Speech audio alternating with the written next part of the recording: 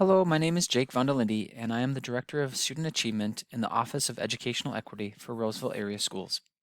I wanted to put this screencast together so that you can learn a little bit more about testing in general, and especially the Minnesota Comprehensive Assessments, or MCAs. So what are the MCAs? The definition that MDE, Minnesota Department of Education, provides is that they're the statewide tests that are annual, summative measurements of student achievement that are used along with many other school and classroom assessments to evaluate student learning and skills. The MCAs are designed to measure achievement towards the Minnesota academic standards, and the Minnesota statewide tests function as one part of a comprehensive system for evaluating student learning. So the MCAs are taken at different grade levels for the different tests. There's a reading, math, and science test for the MCAs. In reading, you can see the grades there, 3 through 8 and 10. In math, grades 3 through 8 and 11. And in science, they take that in grades 5, 8, and after their biology class in high school. It is considered a summative assessment, one that's done after learning has happened. However, it is before the end of the school year, so oftentimes that's taken in April or May. So it's not completely summarizing or summative evaluation of all of the learning for that year, but it is during that same time every year, so it's a consistent measurement. I did put at the bottom that there is different assessment types beyond summative assessment types. And if you'd like to see that video, it's in the link, and it will bring you to a testing site called Testing 123 that is created and maintained by the Minnesota Department of Education. It does provide a good background look at different assessment types and how they're used in schools.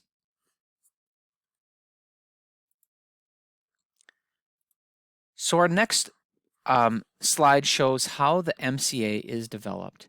And there's a process for how it's been developed, and each test goes through this process. At the start of it, they look at those achievement level descriptors. That sets the level of the standards. And then they look at the standard setting. So that's when they have a chance to figure out where the cut lines would be for every level on the test, whether that's a proficient level, whether that is partially meets the standards, where it doesn't meet the standards, or whether it exceeds the standards. Then it goes into the test development, which is a thorough, a rigorous process to review each of the items that would be put onto the test, and that's developed by the test company. Then the test company does some field testing. They try items on a test and include some additional questions in some of the MCAs that won't count, and then those are reviewed. And finally, those items would be, if they have gone through all this rigorous process, added to the MCA test.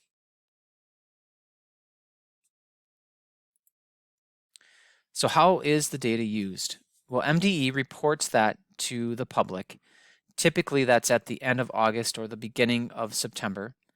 And they're looking for improvements over time in general and how we're doing on eliminating our opportunity and achievement gaps by race, socioeconomics, and special education, and also English language learners. In Roseville schools, we report to the public each fall at our school board meetings, and we talk about the overall trends, as well as schools use the data to work on their improvement plan process, looking over many years of trends, and especially looking for whether we're closing achievement gaps.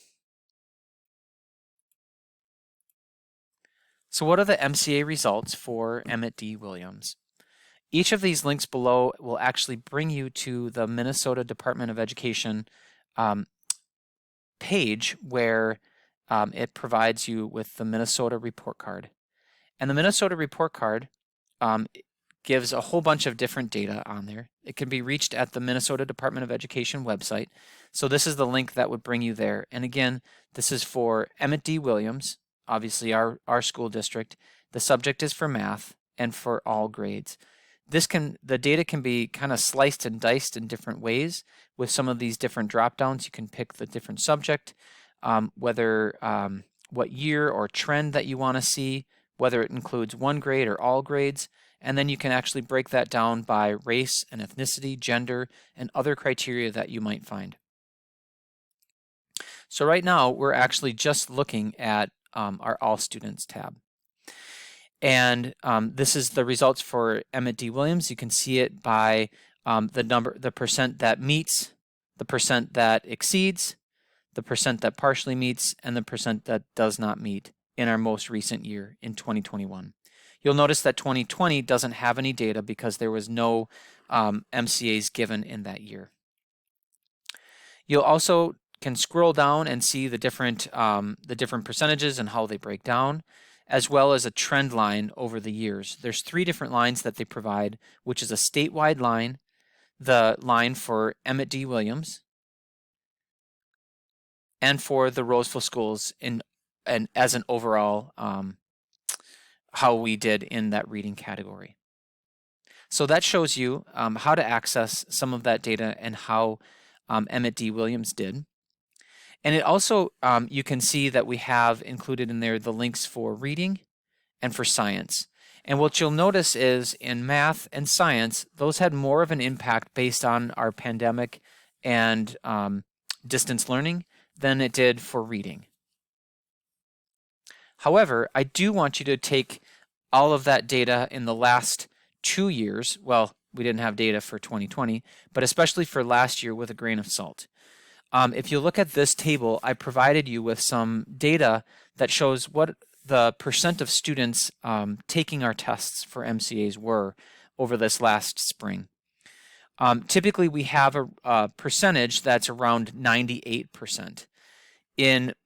Overall for EDW, we had about 78% of our students participating in our MCAs. You can see it varied by grade level as well.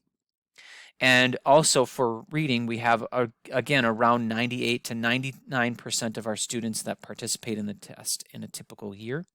And last year we had 78%. So almost a quarter of our students that typically take the test didn't. And so it's very difficult to make any decisions or say this is a really representative test for our students. And again, you can see how those different grade levels differed last year. So it does give us some data for last year, but not enough to make conclusive evidence and really to use it in ways that we typically do. So I wanted to provide you with that there is a grain of salt for our data for last year. We are looking at a district balanced assessment system. We actually started looking at right before the pandemic hit. We had one meeting in January of 2020, one meeting in February of 2020, and then we had another scheduled for 4 more times for the rest of that school year. But that was obviously canceled with our COVID-19 and the pandemic hitting and going into distance learning. And it's been hard to pull that group back together. So we're hoping to, in this 3rd trimester, to create more of a balanced system that we're looking at our summative assessments, our formative assessments, our classroom assessments, and really asking the question, how can we align our data and our use of assessments to match those needs of our staff and families and our students in the district? So that's really what we're looking at.